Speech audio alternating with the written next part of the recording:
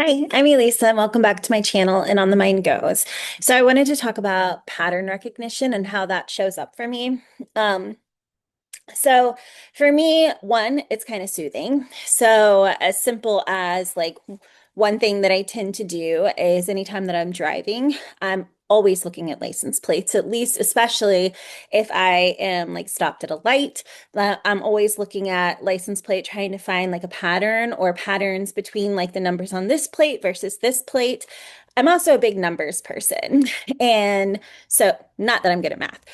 But the numbers mean a lot to me. I use them as like signs.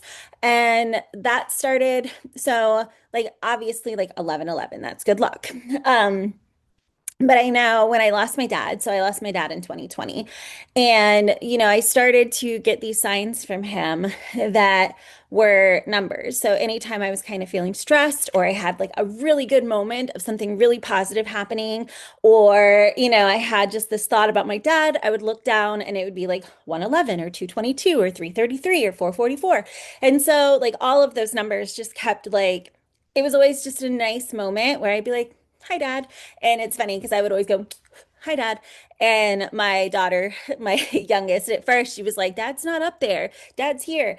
And I would tell her, well, I'm talking to my dad. He's up in heaven. And so she would say, so now, like, anytime I'll say, like, 222 or 1111, and I do that, she'll always say, hi, Dad.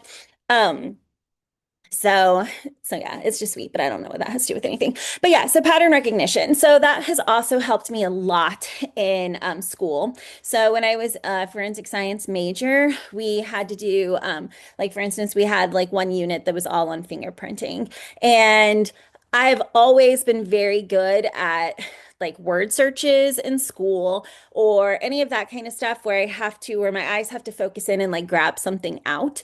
And so for forensics, so this is I went for a job when I was in Las Vegas with the Las Vegas Metro Police Department. And so I applied, and with that, it was like a three-part process or four-part process. So first you have to come in and you have to do a test. Then you have to come in and you have to do another test. And this one is you are given like a whole book on fingerprints, and you have to quickly pull out the right print to match whatever print you're given. Then after that, if you make it to the next round, then you have to do, it's all online, and you have to basically, they give you like, here is a scenario. Now, what would you do? What chemicals would you use to analyze your evidence? How would you lift it? Like all of that kind of stuff. And so we had to break that down. And then if you pass that round, you go to the next one, which is a panel. So then you meet like four people and they ask you questions and you just kind of talk through there. Um, so what got me? Why didn't I get that job? So I'll tell you the truth. So for me, I am an honest person, and that gets me in trouble sometimes because I can't help it. Um, I can also lie too, so whatever. I've got both. But so with honesty, for me, on that, we had to do this part. So there were 1,000 app or two, sorry, not 1,000, 200 applicants. And I made it to the top five. And they ask you, like for the background check, they ask you all these questions and they kind of trick you because they're like, oh, we really value honesty and honesty is really important. And integrity and honesty and blah, blah, blah, blah, blah. And so, they're like, even the smallest thing you tell us, and we just really appreciate your honesty. So I believed them. I believed that if I told them that when they asked about like previous drug use, that I would tell them that I have smoked marijuana and that I would tell them that I tried mushrooms once and didn't do anything. It was raining and I saw like 3D rain or something. I don't know how to explain it. That was it. So I just wrote that down once because I was like, you know what? I want to be honest. I'm sure there are so many police officers or whoever out there that have also like smoked marijuana or whatever. And so I just wanted to be honest.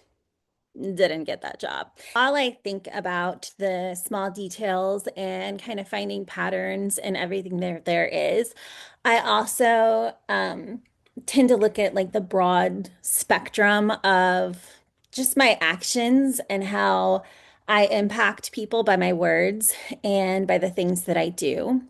I'm very aware of that. I know when I was in the military, I kind of had to put on this like tough exterior, which I was. But, so there was a lot of just kind of letting things roll off your back and throwing back the jabs and all of that kind of stuff because like I said, I was a maintainer. And so it was me. Eventually, there were two other females, but it was like me with like 30 other guys. And, so you kind of had to like hold your own. Or, when it was time to go get tools, then I would carry my own toolbox or, try and do stuff because I didn't want to be seen as like the weak girl or the girl who like needs the boys to help her out. And so yeah, so I went through a period where I was kind of like abrasive a little bit.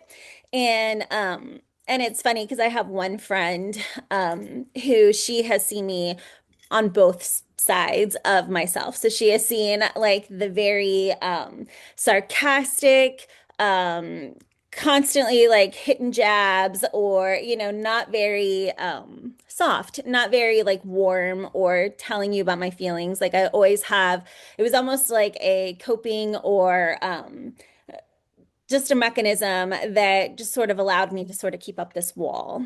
And but it wasn't until having kids that I kind of shifted that a little bit because I realized that sometimes my sarcasm or my jokes, even though I meant them as that, they would come off hurtful. And I didn't want to hurt my daughters. And I didn't want them to think that like my comment was something that like I actually thought. So sometimes it was just like if there was a joke or it was funny or I wanted to be sassy, then I would say something. But started seeing how that was impacting other people around me. And I was like, you know what? I want to be softer than that.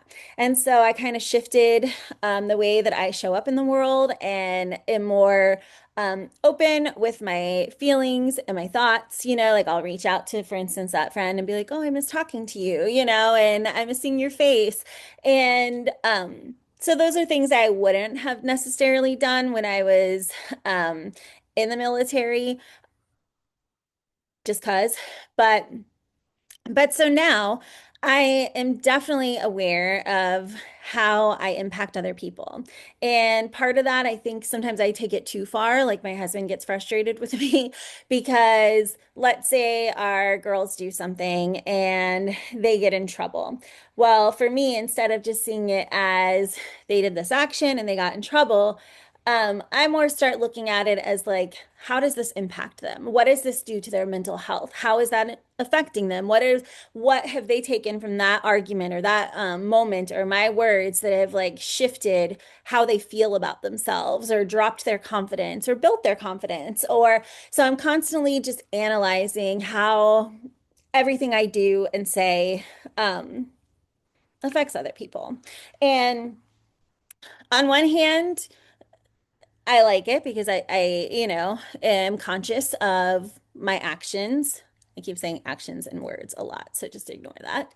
Um, but other times it does come off as like people pleasing, maybe a little bit. Um, but I really think it's important that we all sort of understand that we're all connected and that we all can impact one another. So I'm not going to get all into like religion and spirituality and all of that kind of stuff, but I just quickly need to touch on my belief system, which not asking you to believe it, not telling you to believe it, not saying that I'm right, you're wrong. I also don't need you to tell me like why I should believe the way you believe. Over my 44 years, this is kind of where I have um come to be and I am happy with it and it suits me and it's what I know is my truth. So let me explain. So the way that I see religion is I see it almost like God is this orb or this just being.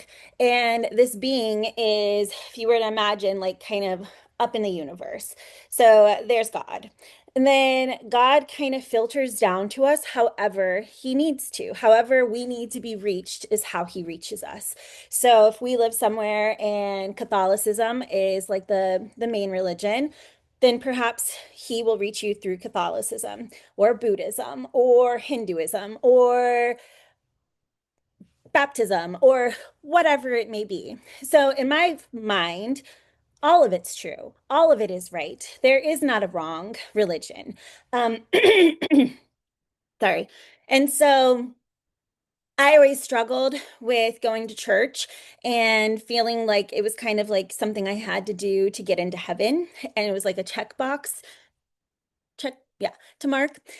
Um, And so I started, it was when I was in college that I was with all of my roommates, and we all kind of were just trying to figure ourselves out, figure out what we believe. And, slowly I started to kind of just believe because I think for so long I believed that, everyone was like, oh, God is so like God fearing. You should be God fearing. And to me, I was like, that's not God to me. Like, my God is warm and welcoming and forgiving and, loves everyone and just wants the best for them. And so let's say there is somebody who is like an atheist, like God doesn't care.